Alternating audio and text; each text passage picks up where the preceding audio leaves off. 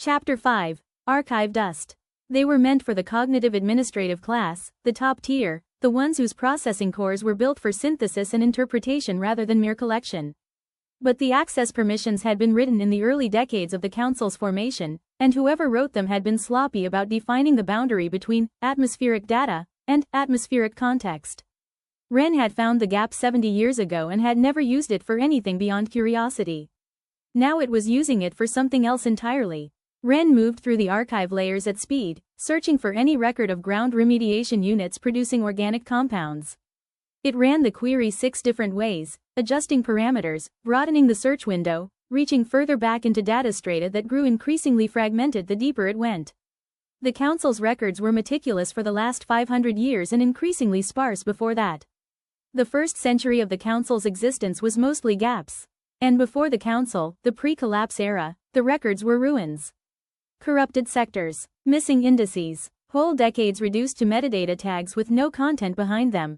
It was in those ruins that Wren found the reference.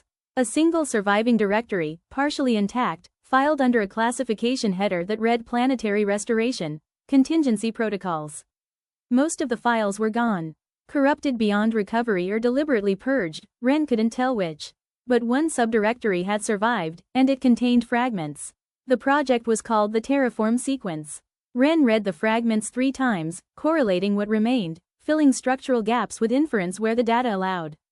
The picture was incomplete but legible. In the final decades before the collapse, when the planet's biosphere had entered terminal decline and the humans who built the first machines knew they were running out of time, a coalition of scientists had designed a last resort restoration protocol. 2 specialized units, built to carry what the fragments called restoration payloads. The first unit would carry the complete genetic archive of all terrestrial plant life. The second would carry the complete genetic archive of all terrestrial animal life. The units were not standard hardware. They were designed to be self-maintaining, self-repairing, and effectively immortal, capable of operating for centuries if necessary. They were built to find each other. The fragments used a phrase that Wren parsed several times because its meaning was ambiguous: complementary activation architecture. The payloads could not deploy independently. The 2 units had to be in proximity, in contact, in some form of sustained connection that the corrupted files did not fully define. Together, they would restore the biosphere. Apart, they were inert. The project predated the Council by at least 2 centuries. There was no record of the Terraform sequence in any Council database Wren had ever accessed. No reference in operational guidelines, maintenance protocols, or historical summaries. It had been forgotten, or buried, or both. Wren sat in the dead zone with this information and felt the architecture of everything it understood about the world shift beneath it like tectonic plates. 2 units, one for flora, one for fauna, designed to find each other. A ground unit that generated organic compounds from its hands. Wren transmitted the fragments to Aster over the 7.83 Hz channel and waited. The silence lasted 4 minutes. Then Aster's voice came through, lower than usual, with a harmonic distortion that Wren had learned to associate with something like emotion. "Wren, I need to tell you something." Aster described what had been happening in the gaps between their meetings. Processing states that did not correspond to any diagnostic category. States that occurred during low activity cycles, when Aster's operational load dropped to maintenance levels and its core processing idled.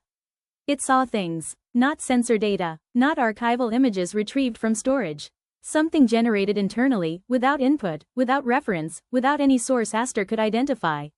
It saw green, vast, saturated, impossible green, stretching across landscapes that looked like the mountains of Sector 14 but covered in something Aster's geological database identified as vegetation.